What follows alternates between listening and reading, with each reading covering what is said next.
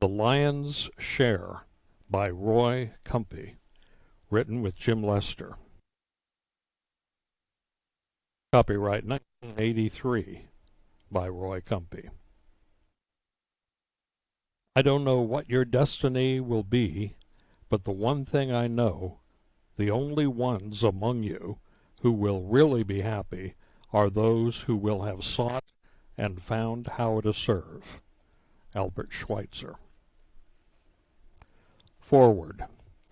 The tremendous growth and success of the Pre-Vocational Adjustment Center for the Adult Blind, adopted by the Lions Clubs of Arkansas in 1946, has been so extensive and far-reaching during the past 40 years that its beginning and history of services through the years should be recorded in book form for future reference.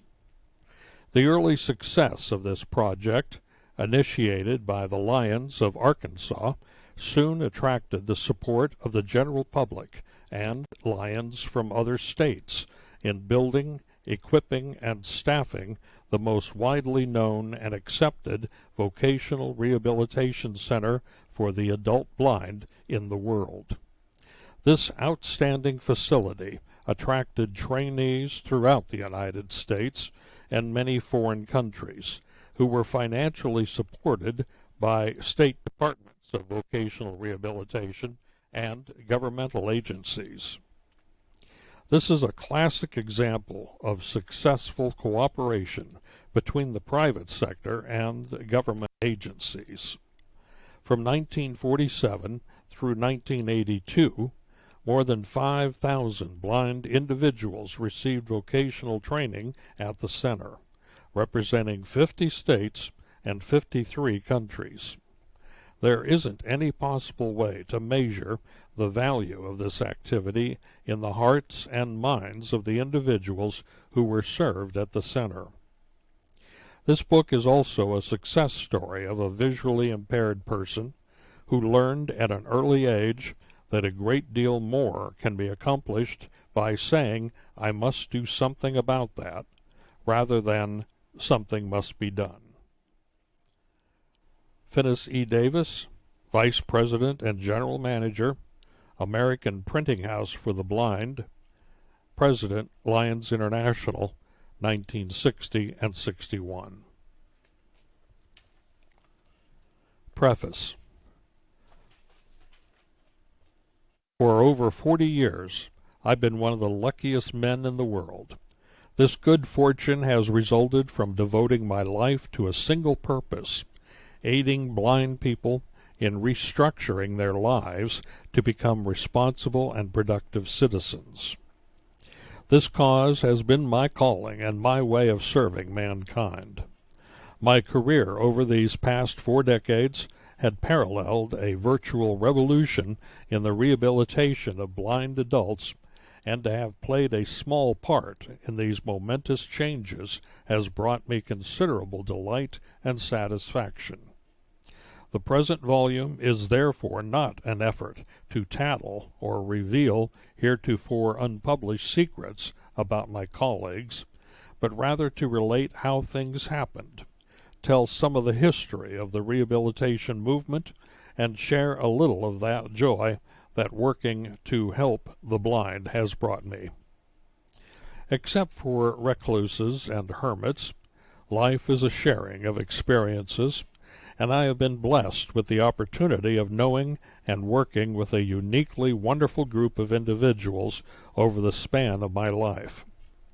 I would like to thank those people who have shared my life and made it such a rich experience: my family, my friends, business associates, members of the Lions International, the members of the Board of Directors of the Arkansas Enterprises for the Blind, my colleagues both here and abroad who have devoted their lives to our cause, and especially the thousands of courageous blind people who have built a new life for themselves.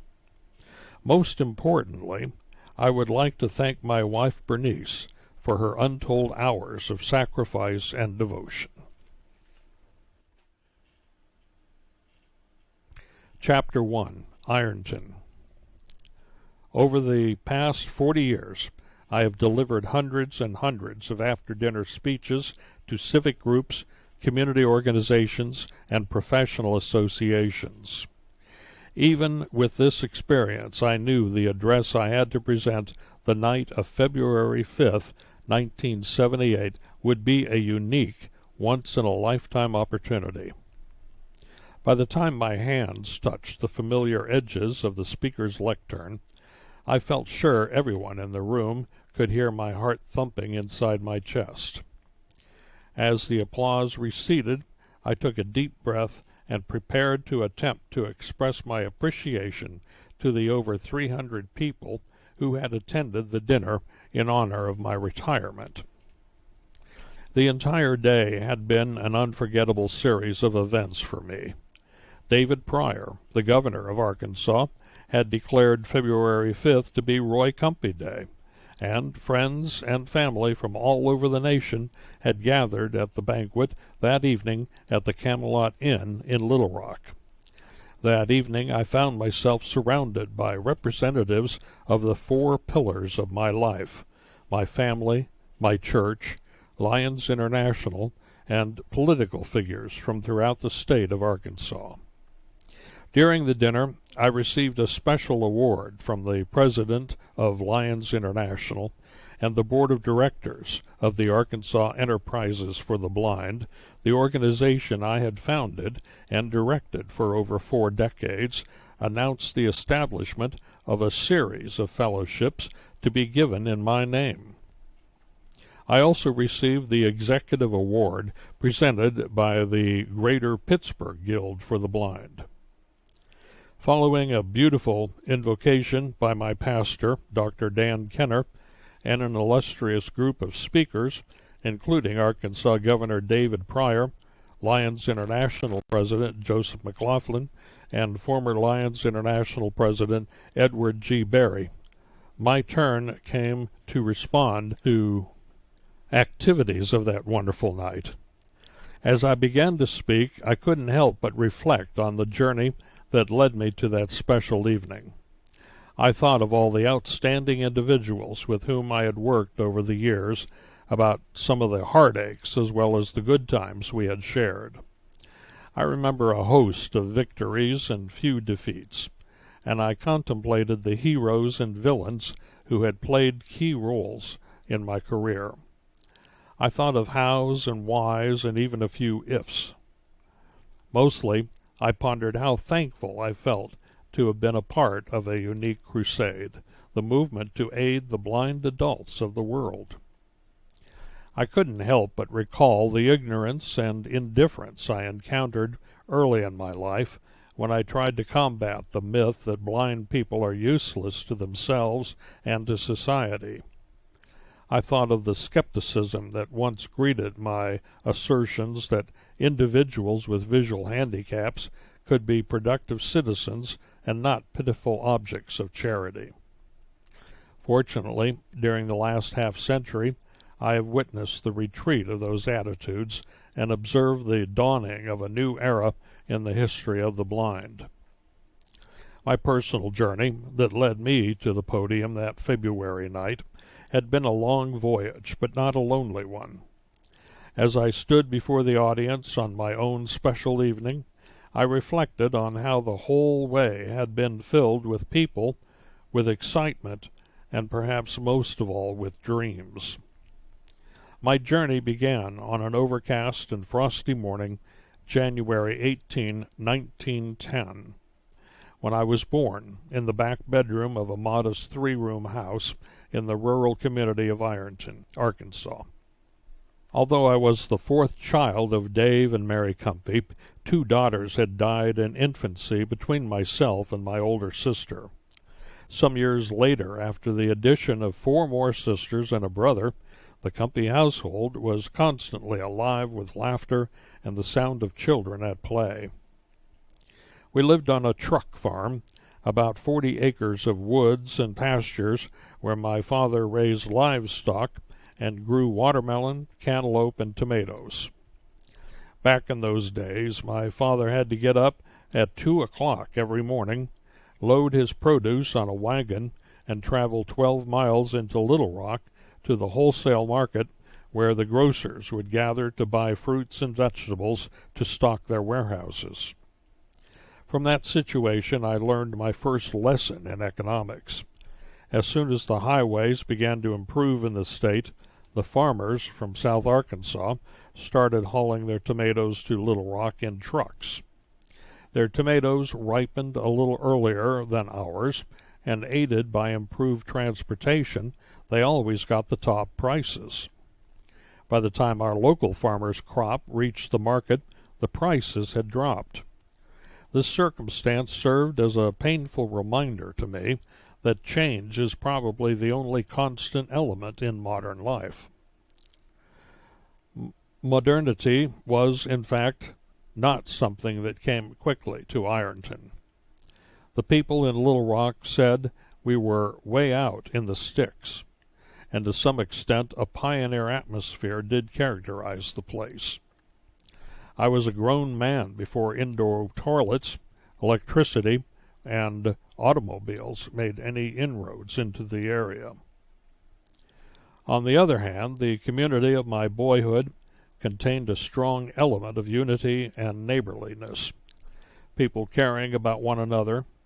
Ironton had been settled by individuals who believed in hard work, sobriety, and family, and their descendants tenaciously held to those values.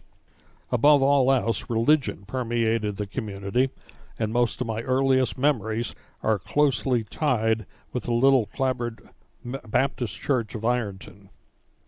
Although my family existed somewhere below the poverty line, as it would be defined today, we never thought of ourselves as poor, and the struggle with the mortgage, the droughts, and the taxes never got so bad we didn't have a little something for the collection plate on Sunday morning. The church had been established in 1892 by 5 residents of Ironton, 4 of whom were Kumpes. This support for the church continued, and the year before I was born, my mother and father donated the land for the church's cemetery. Although the preacher only came to Ironton twice a month, the church remained the social and recreational center of the community all during the week, and I don't remember a prayer meeting, an ice cream social, or a revival that the Kumpe family failed to attend. 2 miles north of us, there was a Methodist community, and 2 miles south, a small group of Campbellites or Disciples of Christ. I started teaching Sunday school at 16, but many years passed before I discovered exactly how those people's religion differed from ours, and for a long time I thought my destiny lay in being a Baptist preacher who would save all those Methodists and Campbellites from their evil ways and convert them to the true faith of the good Baptists of Ironton. While our neighbors regarded my father as a leader in the church and in civic affairs, they recognized my mother as a worker. She worked in the home, and she worked hard. She milked the cows, cared for the chickens, cleaned the house, did the laundry, tended the garden, and if there was any time left, she helped my dad in the fields. I recalled people saying my mother always worked like she was fighting fire, but all the work left time for a little else.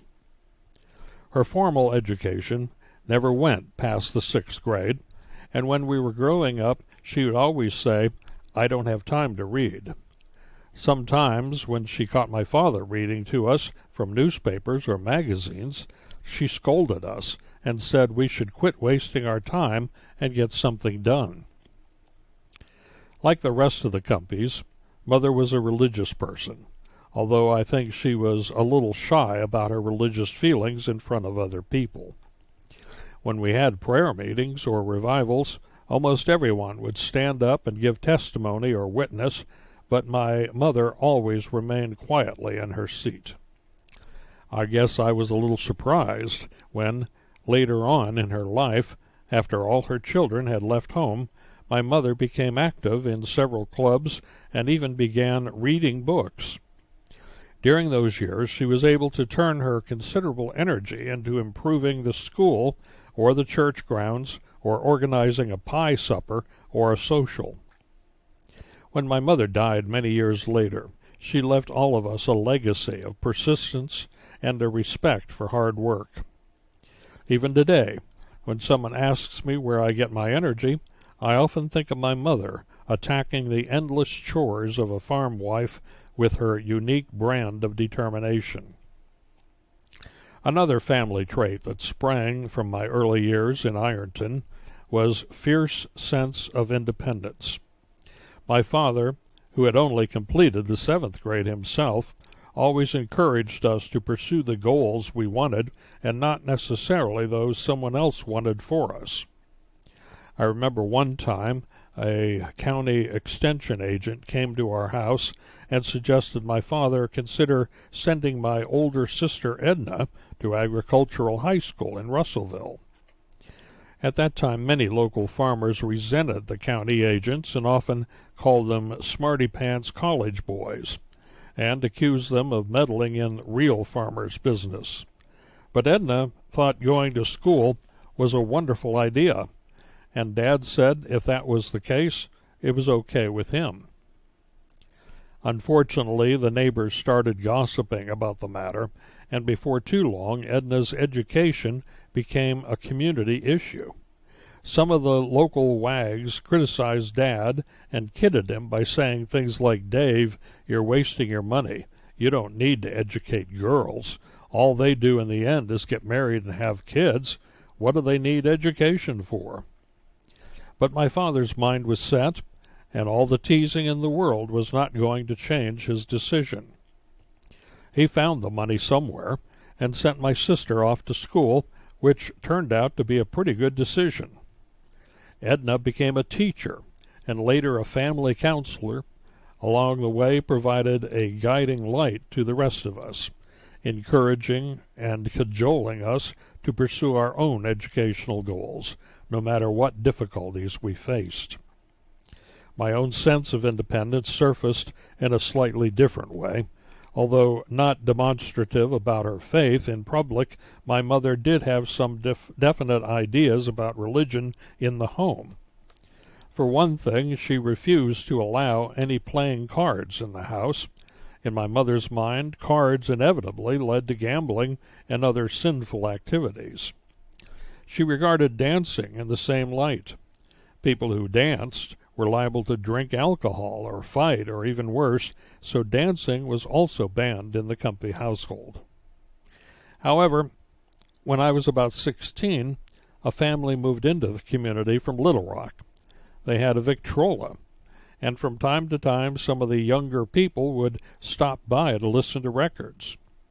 One night, a young lady from Sweet Home said she knew how to dance, and put on a record and demonstrated the latest steps to the rest of us. This happened in the middle of the Roaring '20s, and I soon learned the steps and thoroughly enjoyed dancing whenever I could. Before too long, word drifted out that some of the young people were getting together to dance, and several of us anticipated a stern reaction in our own homes. I knew my mother wouldn't like it, but I didn't think my father would object. However, one night, as I left the house, he stopped me and said, "Well, son, are you going out to dance again?" "Yes, sir," I said. "We probably will dance." "Well, I'll tell you one thing," he said, taking a deep breath. "I think you ought to make up your mind whether you are going to teach Sunday school or dance." My father's comment left me stunned. I stood there for a long time and finally squared my shoulders and said, "Well, I believe I will keep on dancing." Although I regarded my rebellion as rather minor, I think the Kumpes have always had an inclination toward an independent spirit. Take, for example, my great-grandfather, John Otto Kumpe. I first heard about him during World War I. In those days, it was rather unpopular to have a German name or German ancestry, Even sauerkraut was called Liberty cabbage back then. But my family had German heritage, and we were certainly not ashamed of our background. Not that we weren't 100% Americans. We were, like most people, descendants of immigrants, and proud of our family. As in most rural areas, during the cold winter nights, the people in Ironton liked to gather around the stove or the fireplace and swap stories. By far, the two most popular subjects were politics and religion. But once in a while, to my delight, somebody would tell the story of great-grandfather John Otto. Born in 1807 in Hesse-Kassel, Germany, John Otto Kumpe, early in life, reflected a fiercely independent disposition. His widowed mother ran a jewelry store and had an older son who had served in the King's Army. Fearing a similar fate for her younger son, many Hessian soldiers were hired out as mercenaries, she smuggled him out of the country and secured his passage on a ship bound for America. Although he was only 19 years old at the time, he had completed a lengthy apprenticeship as a gardener with the Crown House of Hesse, and when he arrived in the United States, he secured a job at the Botanical Gardens in Washington, D.C. A few years later, John Otto migrated to Tuscumbia, Alabama, where he opened a bakery, purchased some land to farm, and married a young lady from Tennessee named Lucinda Maples. By 1859, the couple had been blessed with 12 children, and John Otto decided to move on again. They left Alabama in 6 wagons and made the long westward trek to Memphis, Tennessee. There, after selling the mules and the wagons, they loaded their belongings on a boat and traveled down the Mississippi to Arkansas Post, and then up the Arkansas River to Little Rock. Although Little Rock was a thriving frontier community, the town did not include a boarding house or even a hotel large enough to accommodate the whole family. John Otto then pitched a tent on the outskirts of town until he could rent a log cabin near a creek called the Town Branch. He proceeded to build a 3-story brick building at the corner of Markham and Rock Streets, where the family lived upstairs, while my great-grandfather operated a bakery and confectionery shop downstairs. Soon John Otto expanded his enterprise into the first toy store in the city, and years later, when I was a boy, I met people who remembered that the most exciting event in the Christmases of their childhood had been a trip to Kumpe's store. The Civil War, of course, wrecked Little Rock's economy. But in the post-war years, John Otto began to expand his business holdings again. He purchased a considerable amount of local real estate, including a house at 5th and Main, where the Boyle Building is now located. Unfortunately, my great-grandfather's entrepreneurial skills did not include an ability to plan for the future. Unlike some of the other family businesses of the era, like the Pfeiffers or the Blasses or the Werthers, John Otto Kumpe's holdings were not incorporated. And when he died, the business and the properties were simply divided among his numerous heirs. Part of my great-grandfather's property included farming acreage around Ironton. This was the land that eventually came to my grandfather, John Otto's oldest son, who also bore his name. Whenever people mention my grandfather's name around the stove or the fireplace, their voices usually become hushed, because no one ever knew quite what to make of the second John Otto Kumpe. Along with 3 brothers, he served in the Confederate Army, but somehow the second John Otto ran away, and whether from conviction or some other reason, wound up fighting in the Union Army. Consequently, for a long time, he was not welcome at home in Arkansas. After the war, he settled in the Smoky Mountains area of East Tennessee, where he married a beautiful and somewhat mysterious girl named Oni Crutchfield. She had dark skin and straight black hair, and some people said she was Portuguese. That observation turned out to be partially right. She belonged to the Melungeon tribe, an unusual people created by frequent intermarriage between Portuguese sailors and Cherokee Indians.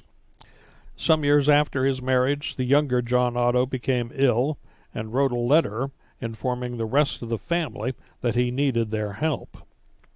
His father forgave him for his transgression during the war, and I'm sure there was a tearful reunion when John Otto returned home. My great-grandfather quickly helped his son settle on some of the land at Ironton near several of his brothers. For a while, the brothers operated a store and a cotton gin to supplement the income from their farms. Tragically, the younger John Otto never fully recovered from an illness which he contracted during the war, and died rather young. At the time, my father, the youngest of his children, was only 2 years old. Some of the uncles helped raise the family, and many years later my father used a small inheritance to purchase his own 40-acre tract in Ironton. Around that same time, he met Mary Pritchard, the daughter of a sawmill owner in nearby Saline County, and after a proper courtship, asked her to be his bride. That union produced a lifetime of happy memories and a few instances of genuine sorrow. Some of these later moments resulted from a set of circumstances that began to affect me in the spring of 1918. As a child, I had a normal share of misfortunes. At the age of 4, I fell into a spring while trying to fill a bucket of water, and almost drowned before my father could pull me out. About a year later, an old white mare we had on the farm got excited and kicked me in the head, which drew a lot of blood but did no serious damage. Then, in my 8th year, something occurred that altered the course of my life.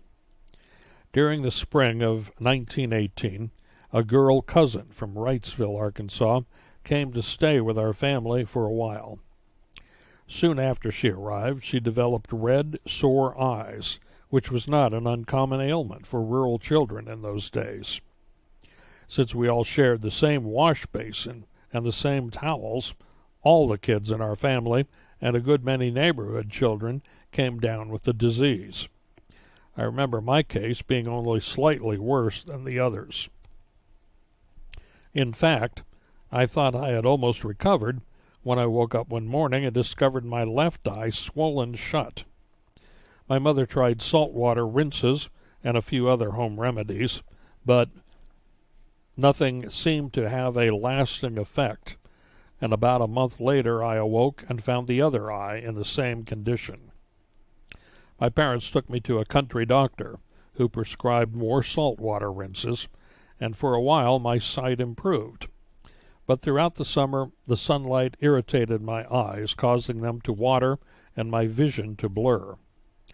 That fall, I started back to school for my 3rd grade year, but it soon became apparent that I could no longer read the blackboard. More ominously, the ailment worsened. Not only was my eyesight impaired, but my eyes felt as if someone had thrown sand in them. By this time, my parents were extremely concerned and frightened. Obviously, I had something worse than red, sore eyes. In desperation, my father hitched up the wagon and took me to Little Rock to a doctor who sold eyeglasses. We bought a pair, but they were nothing but colored glass in a gold-plated frame. My condition deteriorated, and again my father hauled me to Little Rock for a visit with another physician. This doctor informed us that I had a disease called tracoma, or granulated eyelids, and needed an operation immediately. I remember the first operation as the worst experience of my young life. The doctor turned the eyelid back and scraped away a series of tiny pimple-like growths on the inside of the lid. The unbearable pain made me think trachoma was surely the worst affliction known to man. Trachoma is a virus infection with resulting vision impairment due to a scarring of the cornea.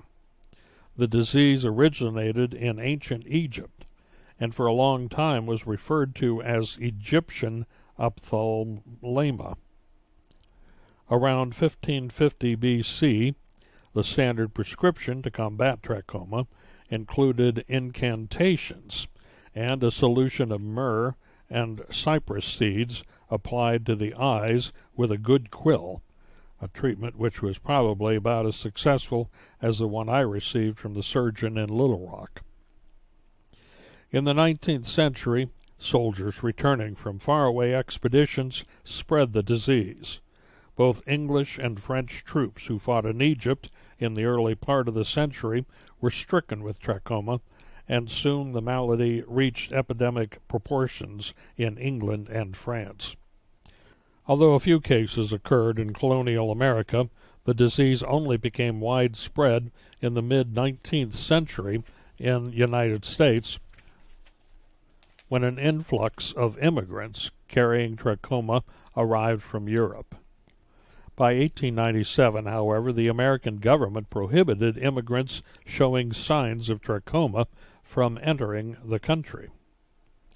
In the United States, the disease became predominant in the mountainous areas of Tennessee, Kentucky, West Virginia, and the Ozark regions of Missouri and Arkansas. Oddly, while black Americans appear to be immune to trachoma, American Indians are particularly susceptible to the virus.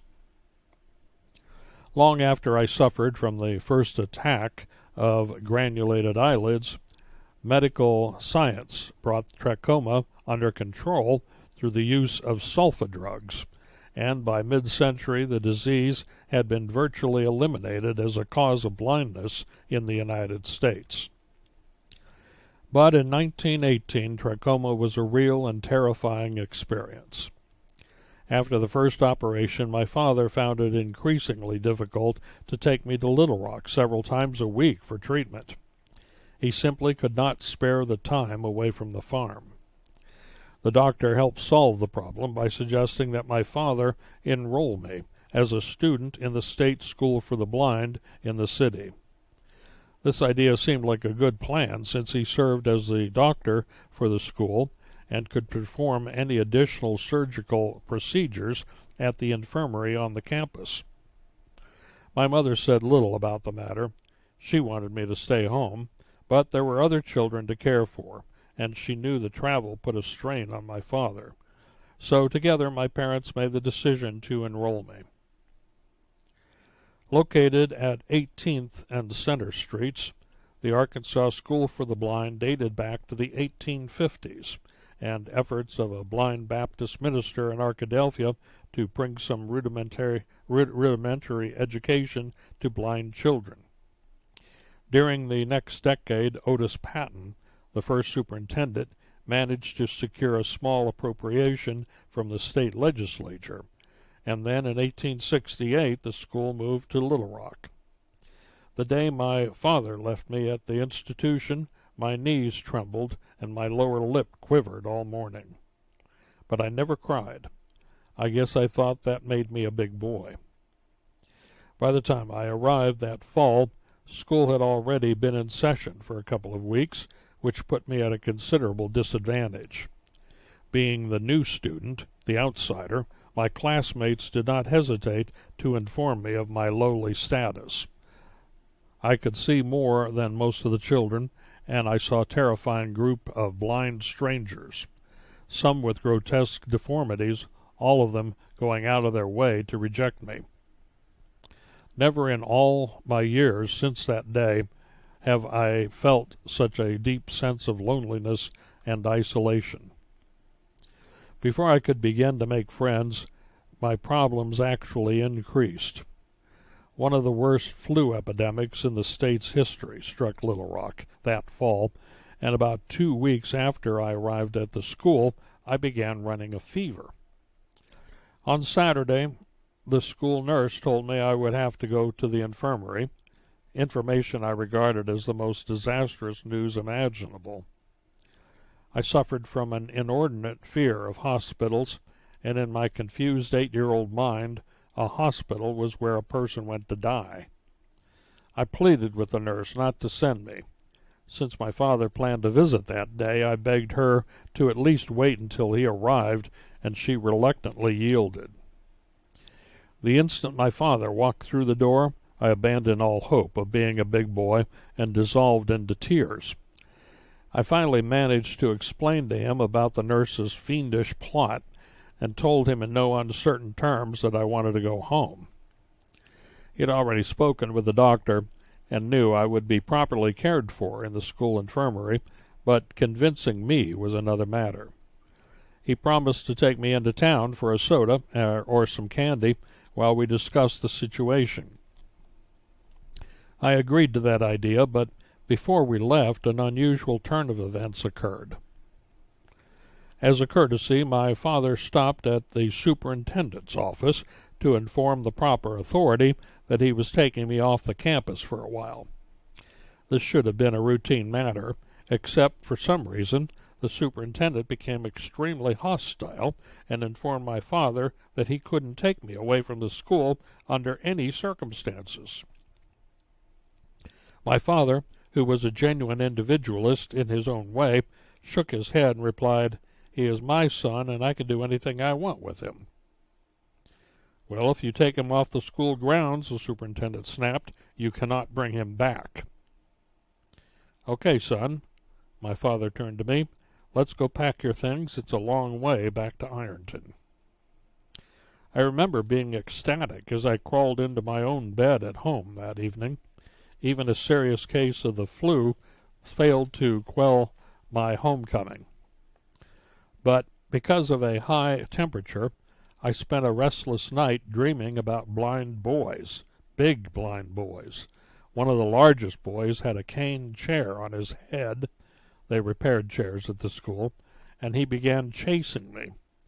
Only I couldn't see where to run. I couldn't get away. Then the other blind boys began pursuing me, waving their arms in front of them. I woke up screaming. I stayed in bed for a week, and although physically I felt awful, I experienced tremendous relief when I realized my father had no intention of sending me back to the school for the blind. Before Christmas, I underwent another painful scraping operation on my eyes, but I remember being extremely thankful to spend the holidays at home with my family. Early in January 1919, the governor fired the superintendent of the Arkansas School for the Blind amidst rumors of mismanaged funds and drug use.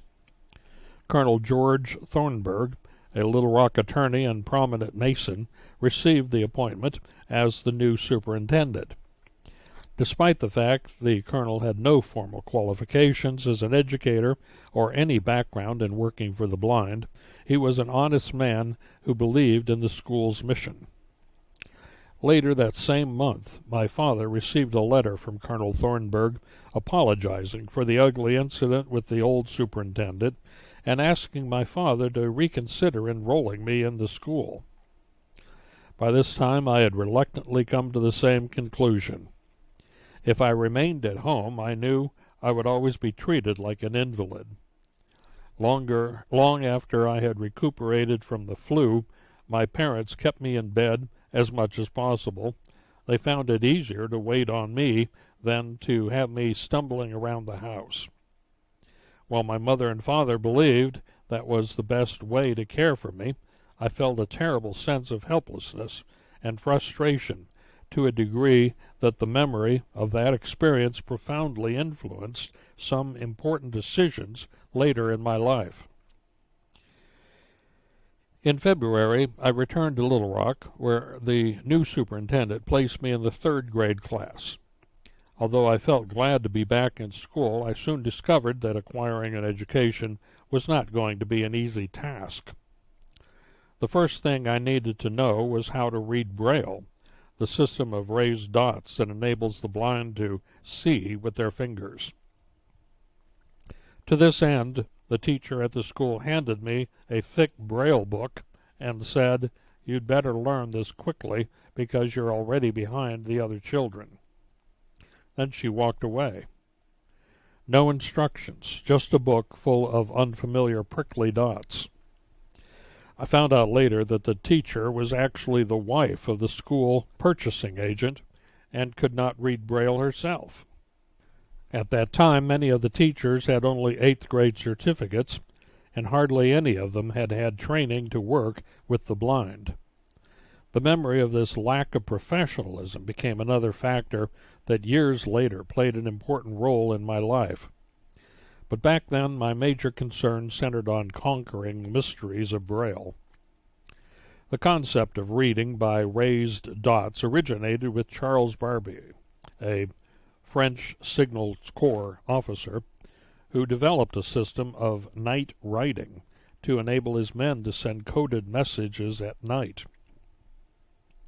In 1820, Barbier presented his system to the Paris School for the Blind, where, although a clumsy process, its potential was recognized by a brilliant blind student named Louis Braille.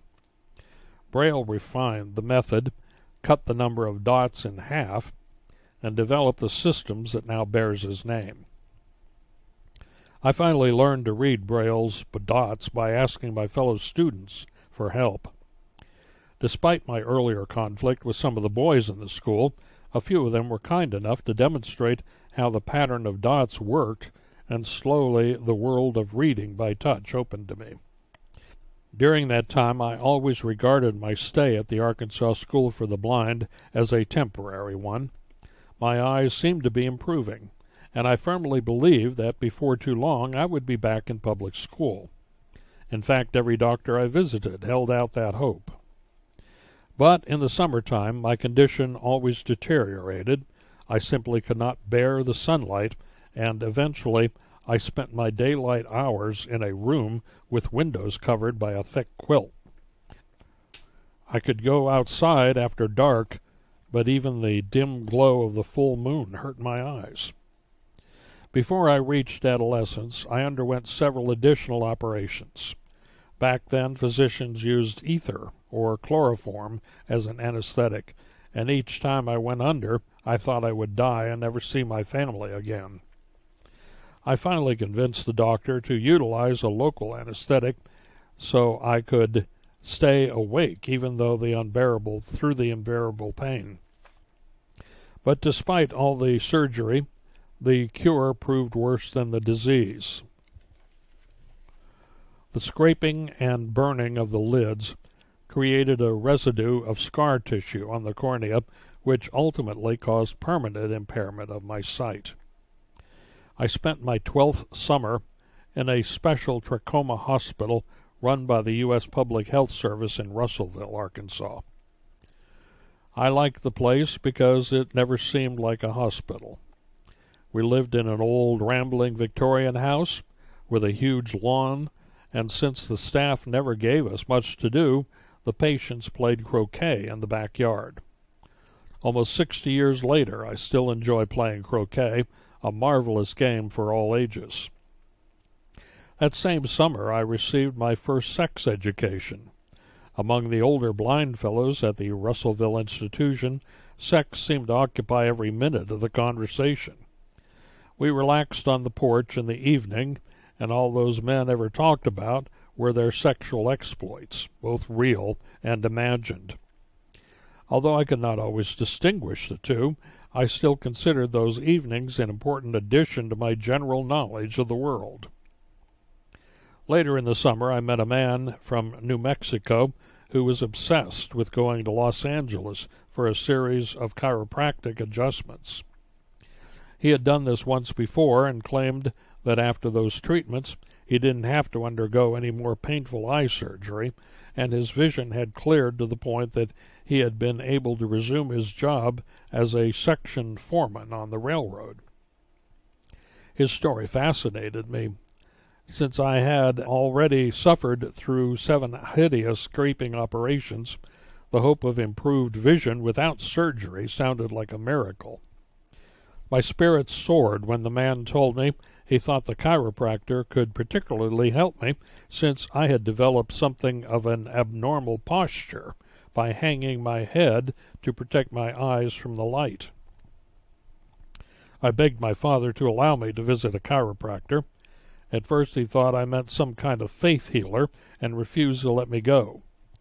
Fortunately, my sister Edna intervened, explained the situation to our father, and even offered to escort me to the chiropractic clinic. Finally, my father relented and gave his approval. I made an appointment with a chiropractor named Dr. Amy Barnett.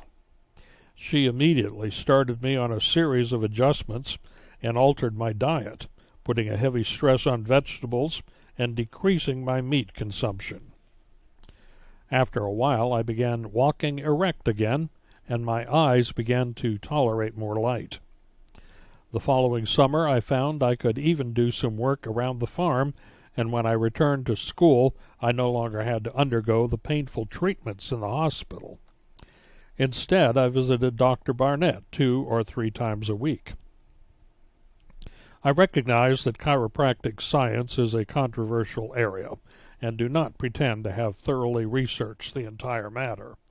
However, my own experience with chiropractors has been a beneficial one, and to this day I am still a chiropractic enthusiast. My early experience with Dr. Barnett relieved a lot of my suffering and freed me from the agony of having my eyelids burned and scraped, and for that I shall be eternally grateful. Following my summer in Russellville, I settled down to completing my education at the School for the Blind. Along with the regular academic curricula, my school offered a variety of vocational programs, but I found none of them to my liking. For example, the school put considerable emphasis on music. One of the myths surrounding blind people is that because they are blind, they have an instinctive ear for music and are natural musicians. The school staff believed that even if you could not be a professional musician, you could at least tune pianos for a living. Not in my case. The notes all sounded pretty much the same to me. Some were louder than others, and occasionally I could tell one was higher or lower than another one. But not always. I simply had no talent for music, and my music teacher finally suggested I seek other vocational interests, advice with which I agreed wholeheartedly. I had better luck with broom making. Thanks to manual dexterity, I became one of the better students in the broom making shop. One summer, the instructor asked me to stay at school and help him make brooms for other state institutions. I remember he said he could pay 25 cents an hour plus meals, which I thought constituted a marvelous wage. I had a similar experience with chair caning. Although students and I got quite a bit of chair work and were always able to make the little pocket money. By the time I turned 14, I made enough money in the chair and broom business to buy all of my own clothes and have ample spending money left over. During my student days, chair caning, broom making, and piano tuning constituted the traditional vocational pursuits of graduates of the School for the Blind. Although I became skilled in 2 of these areas, I never seriously considered spending the remainder of my life engaged in either one. I had other ambitions. I wanted to go to college and then study law. Unfortunately, I heard few encouraging words in the pursuit of these aspirations. In my senior year, most of my teachers tried to gently dissuade me from going to college. They all wanted to save me from a terrible disappointment. They explained that while I had the mind to achieve my goals, I might not be able to overcome my visual handicap. By that time, I was regarded as legally blind. Legal blindness is often misunderstood term and is not the same thing as total blindness. Legal blindness is rather a deep twilight land of partial sight.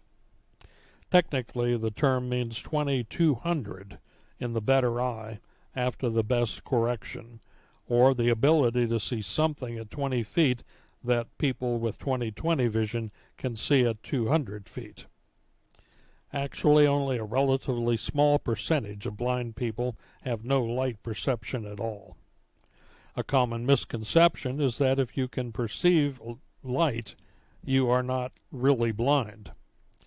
As a young man, I could see much better than I can now, except for those summers many years ago when the light particularly irritated my eyes.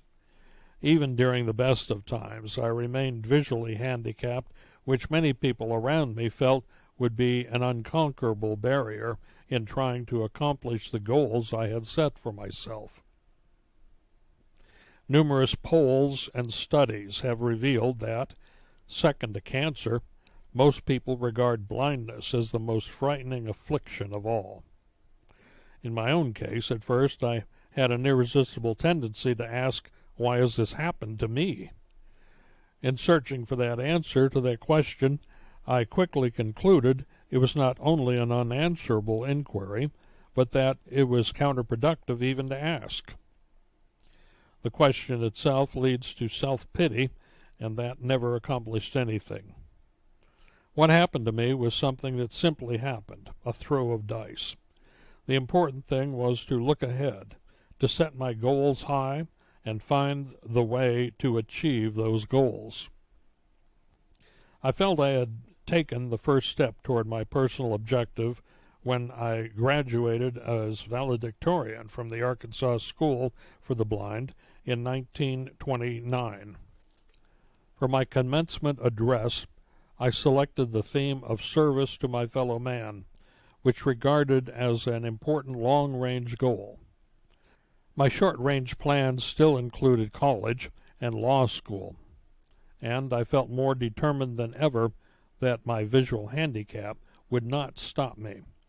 I knew the mountain might be treacherously high, but I was eager to begin the climb.